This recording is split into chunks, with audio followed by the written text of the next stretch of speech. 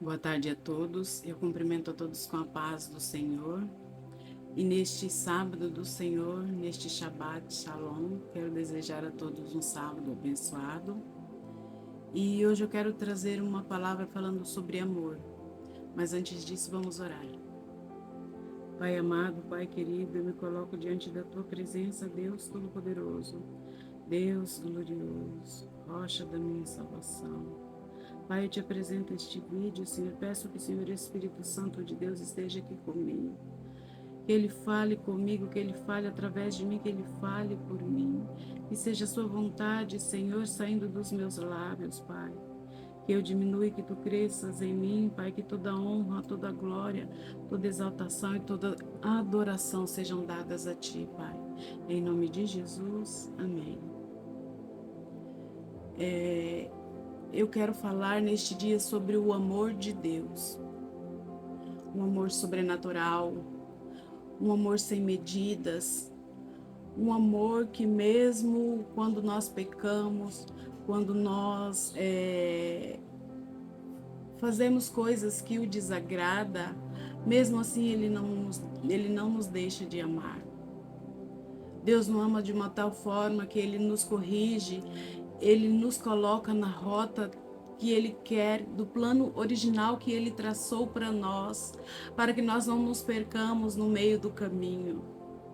E o amor de Deus é tão grande, é tão puro, é tão verdadeiro que Ele chegou ao ponto de entregar o seu Filho por nós, para que houvesse salvação das nossas almas.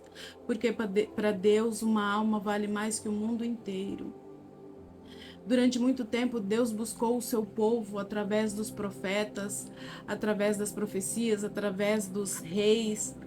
Ele se movia no meio do povo, ele falava com a população e mesmo assim o seu povo, o povo escolhido por ele era rebelde, era idólatra, teimava no pecado da imoralidade sexual, da idolatria, da perversidade. E Deus sempre com uma palavra tentando consertá-los. Sigam o meu caminho, senão meu juízo virá sobre vocês. Muitas pessoas dizem que Deus é um Deus mau. Não, Deus é amor, mas Deus também é justiça. Se você ler a Bíblia do início ao fim, você vê que Deus sempre quis um relacionamento com o ser humano. Ele nos amou desde o princípio, mas nós quebramos as regras, nós fomos desobedientes. E desde a saída do povo do Egito, o povo teima, o povo murmura. Durante o período dos reis, dos juízes, o povo ficava um tempo na presença do Senhor, até que se passava tempo demasiado, uma próxima geração se esquecia do que Deus tinha feito e começava tudo novamente. O ser humano na presença de Deus sempre foi um ciclo vicioso. Ora eu estou na presença de Deus, ora eu estou adorando deuses estranhos, ora eu estou me prostituindo através de deuses estranhos, através da idolatria. Nos esquecemos da bondade, nos esquecemos que Deus nos diz sempre, continuamente, para protegermos os órfãos, as viúvas e os estrangeiros. E a palavra de Deus em Isaías 28 vem nos dizer: vejam, ponho em Sião uma pedra angular, uma pedra firme e testada. É uma pedra angular preciosa, sobre a qual se pode construir com segurança. Quem crer jamais será abalado. E Deus, durante todo esse período, buscando o relacionamento com o homem, com o ser humano, e ele teimando até que chegou um momento em que Deus ofereceu um cordeiro perfeito como sacrifício para a salvação das nossas almas, para a salvação das nossas vidas. Até que chegou um momento que Deus deve ter pensado assim: este é o checkmate. Porque as leis que eu coloquei, o homem não seguiu. As leis que eram para direcionar o homem para ele fazer o bem, na verdade, só fazia com que ele quisesse procurar cada vez mais o mal. Porque quando há lei, o homem tem consciência do que é proibido, e quando ele tem consciência do que é proibido e ele faz mesmo assim, ele está descumprindo a regra de Deus. Deus levou aquele povo cativo para o exílio, para a Babilônia, e mesmo assim aquele povo ficava um tempo na presença de Deus e depois se afastava. Até que Deus levantou profetas. O profeta Isaías é o conhecido por ser o profeta que mais falou do Messias, mais falou de Jesus Cristo. O Messias, ele é conhecido como profeta messiânico. E aqui em Isaías 53, a partir do versículo 10, vem descrever assim: fazia parte do plano do Senhor esmagá-lo e causar-lhe dor. Quando, porém, sua vida for entregue como oferta pelo pecado, ele terá muitos descendentes, terá vida longa, e o plano do Senhor prosperará em suas mãos. Quando ele vir tudo que resultar de sua angústia, ficará satisfeito. E por causa de tudo que meu servo justo passou, ele fará que muitos sejam considerados justos, pois levará sobre si os pecados deles. Eu lhe darei as honras de um soldado vitorioso, pois ele se expôs à morte, foi contado entre os rebeldes, levou sobre si a culpa de muitos e intercedeu pelos pecadores. Isaías 53 vem falando sobre Jesus Cristo, sobre a promessa de Jesus Cristo, a vinda de Jesus Cristo. Fazia plano do Senhor esmagá-lo, causar-lhe dor. Deus nos ama, Deus te ama de uma forma tão tremenda que ele entregou o seu filho único, ele o esmagou, ele causou-lhe dor para que os nossos pecados fossem perdoados, para que as nossas feridas fossem saradas, para que nós tivéssemos salvação. Fazia parte do plano do Senhor esmagá-lo, causar-lhe dor, como oferta pelo pecado. Porém, quando meu servo justo ver o que resultar do seu sacrifício, o plano do Senhor prosperará em suas mãos. Que amor tão grande é esse? Que amor sublime é esse?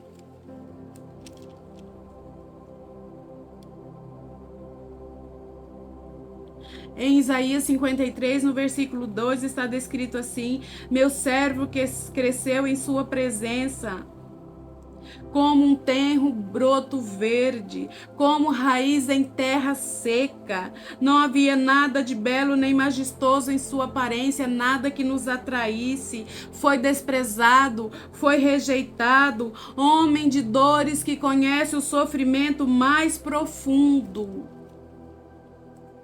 Esse é o nosso Salvador, Senhor Jesus.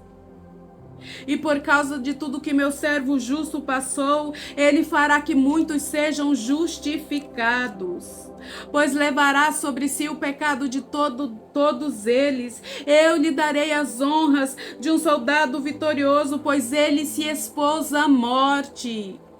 Foi contado entre os rebeldes, levou sobre si a culpa de muitos e intercedeu pelos pecadores. O Senhor Jesus intercedeu por você, o Senhor Jesus intercedeu por mim. Ele entregou a sua vida naquele madeiro, ele foi traspassado por aquela lança, para que eu e você tivéssemos vida, para que eu e você nos entregássemos ao Senhor Jesus. Ao Senhor Jesus.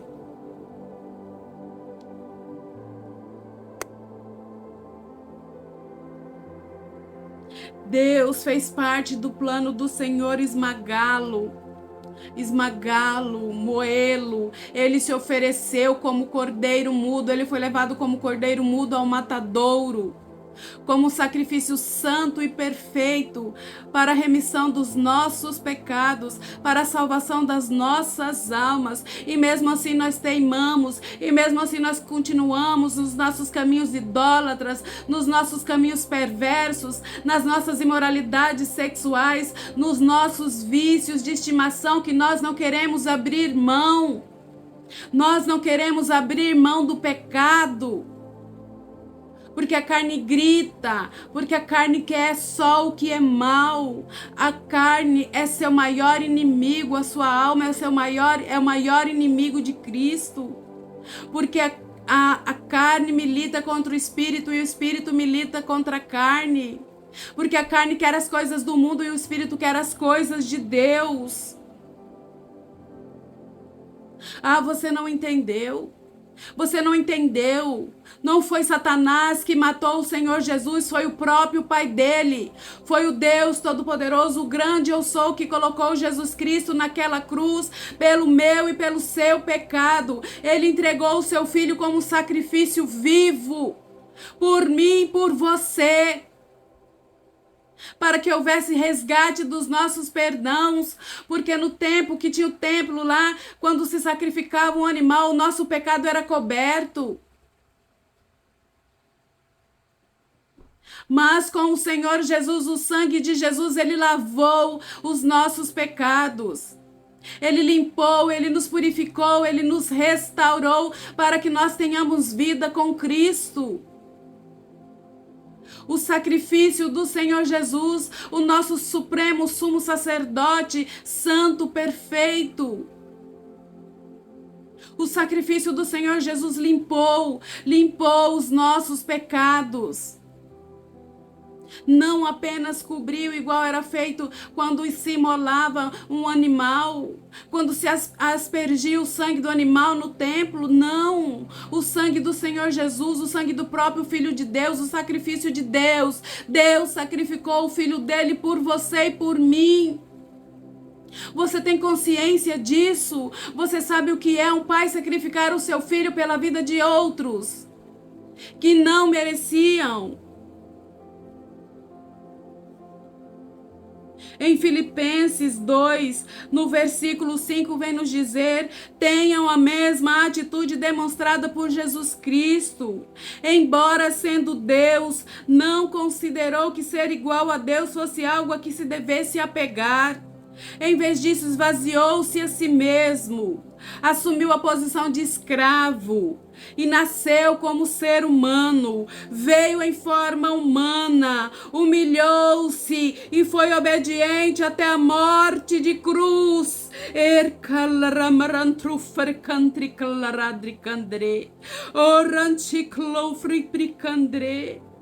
Ele foi obediente até a morte e morte de cruz. Por isso Deus o elevou a um lugar de mais alta honra e lhe deu um nome que está acima de todos os nomes, para que ao nome de Jesus todo joelho se dobre, nos céus, na terra e embaixo da terra, e que toda língua confesse que Jesus Cristo é o Senhor, para a honra e glória do Deus Pai. Deus o exaltou e lhe deu um nome que é acima do todo nome. A palavra de Deus nos diz, o Senhor Jesus nos disse: ide pelo mundo, proclamai o evangelho, vão, cure os enfermos, expulsem demônios, vocês pisarão em coisas mortíferas e nada lhes fará dano algum através do meu nome. O nome de Jesus tem todo o poder nos céus, na terra e embaixo da terra. Mas não foi sem sacrifício que ele conseguiu isso. Ele se entregou naquele madeiro. Ele se entregou. Ele morreu por mim, por você. Ele usou uma coroa de espinhos. Ele foi traspassado à sua direita com uma lança. Ele foi humilhado. Ele foi cuspido. Ele foi aceitado mesmo sendo inocente. Enquanto Jesus Cristo estava ali sofrendo todas essas transgressões, todas essas humilhações, os anjos do Senhor estavam apostos, prontos para invadir a terra e destruir todo mundo. Mas Deus virou as costas para não ver o sofrimento do seu filho.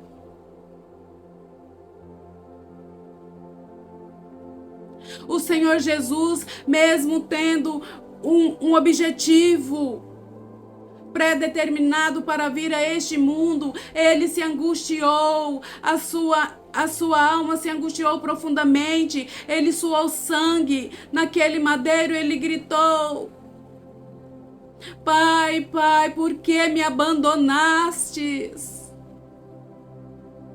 Mas na verdade ele foi moído por causa das nossas transgressões. O castigo que nos traz a paz, Jesus Cristo levou sobre si. E nós o tínhamos como culpado por Deus afligido, mas ele foi moído por nossas culpas, pelos nossos pecados. Deus o exaltou porque ele foi um servo obediente. E eu lhe darei as honras de um soldado vitorioso. Isaías 53, 11, 12. Eu lhe darei as honras de um soldado vitorioso, pois ele se expôs à morte, foi contado entre os rebeldes, levou sobre si a culpa de muitos, intercedeu pelos pecadores. Você não entendeu esse amor? Você não entende esse amor? Você não entende esse amor? Em João 3,16 está descrito: porque Deus amou tanto o mundo que deu seu Filho único, para que todo aquele que nele crê não pereça, mas tenha vida eterna. Deus enviou o seu mundo não para condenar o mundo, mas para salvá-lo por meio dele. Jesus Cristo veio para salvar o mundo. Jesus Cristo veio para me salvar. Jesus Cristo veio para te salvar. Jesus Cristo foi amor, amor, amor, um amor genuíno, um amor tão profundo, um amor tão grande. Eu nem nos meus mais loucos pensamentos eu consideraria dar um filho meu como sacrifício pela vida de outrem. Mas Deus fez isso por mim, fez isso por você. E Deus o exaltou. E Deus o exaltou e lhe deu um nome acima de todo nome. Creia que Jesus é seu único e suficiente Salvador. Creia que Ele é capaz de sarar as tuas feridas. Creia que Ele é capaz de remover essa culpa que te consome, que te corrói e que diz que você não tem mais jeito, que não há saída para a sua vida, porque você já cometeu todo tipo de pecado imperdoável. Creia que Deus te perdoa, o Senhor Jesus Cristo te lava, Ele te lavou com o sangue dele naquela cruz. Peça perdão ao Senhor Jesus, se entregue ao amor dele. Abra os olhos e veja e sinta. Você não tem noção do que é o amor de Deus. Eu recebi o batismo com o amor de Deus e eu fiquei estupefata, extasiada, espantada. Eu amo os meus filhos, eu amo meu esposo, mas jamais em momento algum na minha vida eu amei uma pessoa como aquele amor que eu senti. Jamais. E jamais amarei. Um amor disponível, um amor ao seu alcance, um amor que te chama: filho, renda-se a mim. Um amor que quer te alcançar.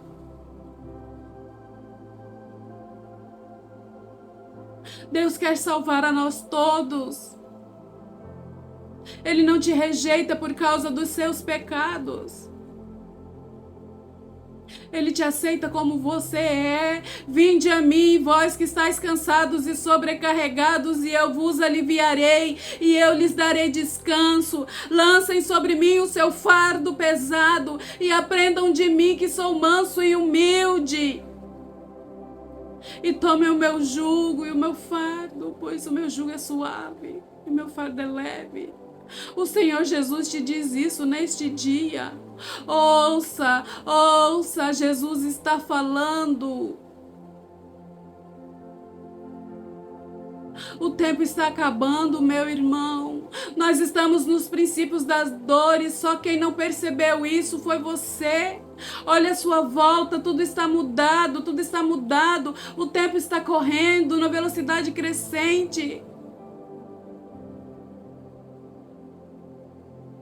Aceite Jesus Cristo como seu único e suficiente Salvador. Eu não estou falando para você ir para uma igreja. Eu estou falando para você se render aos pés de Jesus. Você precisa de uma igreja, sim, para você saber o que é certo, o que é errado, o que agrada e o que desagrada a Deus. Mas tenha em mente que Deus sacrificou o seu filho por você, por mim, por nós.